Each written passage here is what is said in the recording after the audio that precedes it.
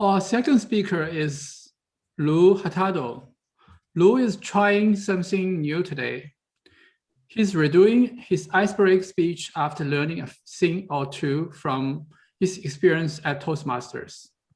His 8 to 10 minute speech is entitled, My Story So Far. Please help me welcome Lou Hurtado. Thank you, Mr. Toastmaster, fellow Toastmasters, distinguished guests. How many of you remember the first piece of technology you ever used? For me, it was an Atari XE system, old school 8-bit console. And I would play games like Missile Command, Flight Simulator. This is supposed to be Chicago, by the way, very detailed, as you can see. A little bug hunt zapper games, things like that.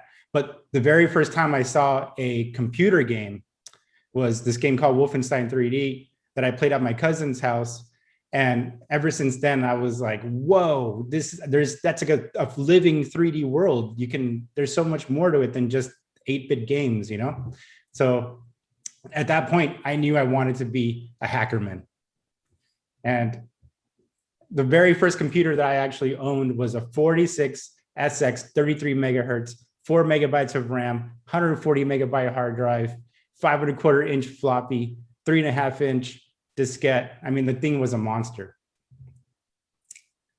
All I really did with it, to be perfectly honest, was watch internet shows like this, which was this daily internet show about video games called Game Time that I would just watch every day. And a little bit more on this later, but it's kind of important to later on in the speech. This is something that I would watch in terms of video game internet content. I also played a lot of first-person shooters. I even got to the point where I was making them as community-driven kinds of games, nothing professionally, just more messing around as a high school kid. I thought at that point I had enough skills to perhaps try to get a full-time job while still in high school, by the way. So I went on Alta Vista because Google didn't exist back then.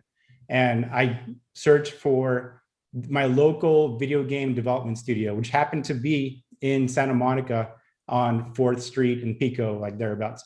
Now it's the World Surf League, but back then it was this game studio called Pandemic.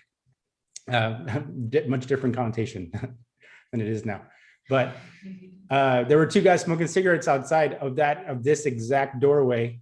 And I walked up, hat in hand, and they asked me, hey, is this your first day? And I was like, yeah, totally. It's my first day. So they say, oh, come on in. Like, so they opened the door for me and I walked in and I started asking around, who's the president of the company? Who's the president? So this guy, Josh Resnick, comes out. I give him my resume, which has 2 things on it, literally.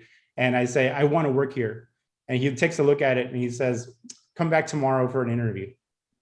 Turns out that I ended up working there while still in high school. It was all above board I literally went to school my senior year for like an hour a day. The rest of the time was working at this game studio.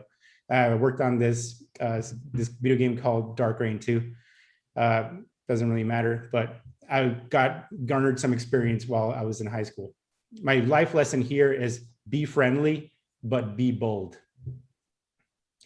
I ended up leaving that job because my mom said, you know, you should really go to college, blah, blah, blah. Not the best decision, to be honest with you, because that company ended up going public and selling for like $800 million. And I was the 12th employee there, but it doesn't matter. That's here nor there. I went to Santa Monica College and I took random art history classes, typography, welding, body shop. It had nothing to do with a degree. I just wanted to take random classes that interested me.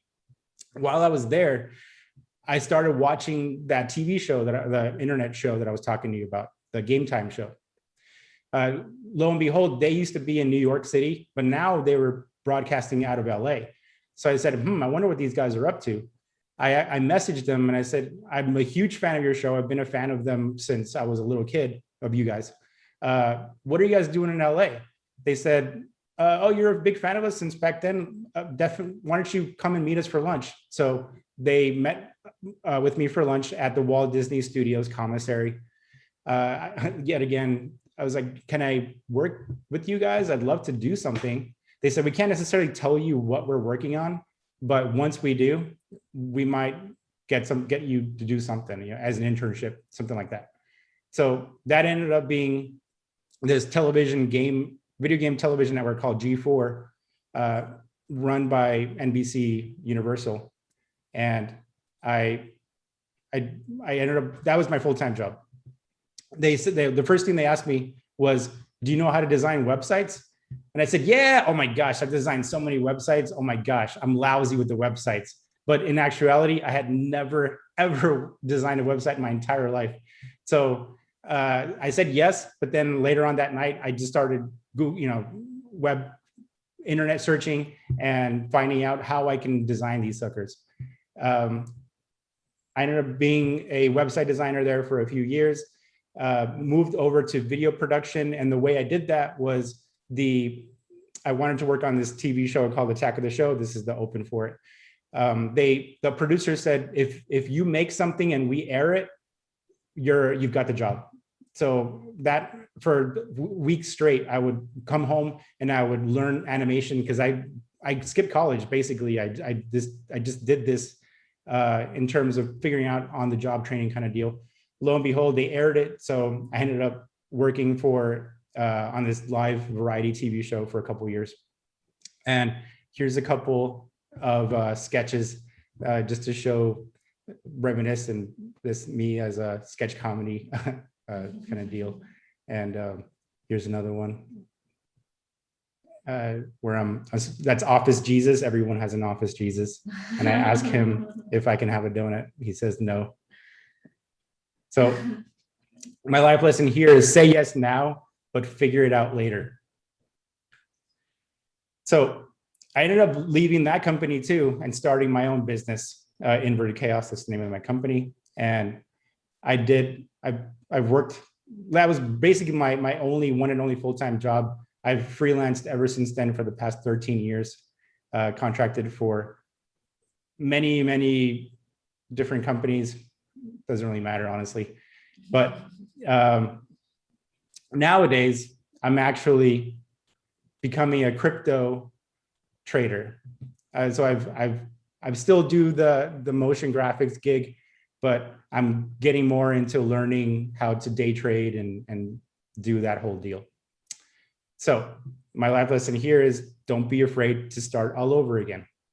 I feel like I've started all over again. I've had good opportunities in the past, and I've said, no, I need to see what lies ahead and what can I do differently from here on forward? Because I can always go back and you make friends, you meet acquaintances, and there's always opportunities that lie in front of you. I really want to recap and say that my life lessons have been be friendly, but be bold. Say yes now, figure it out later. And don't be afraid to start all over again. I hope this speech has blown your mind, everybody. Mr. Toastmaster. Thank you,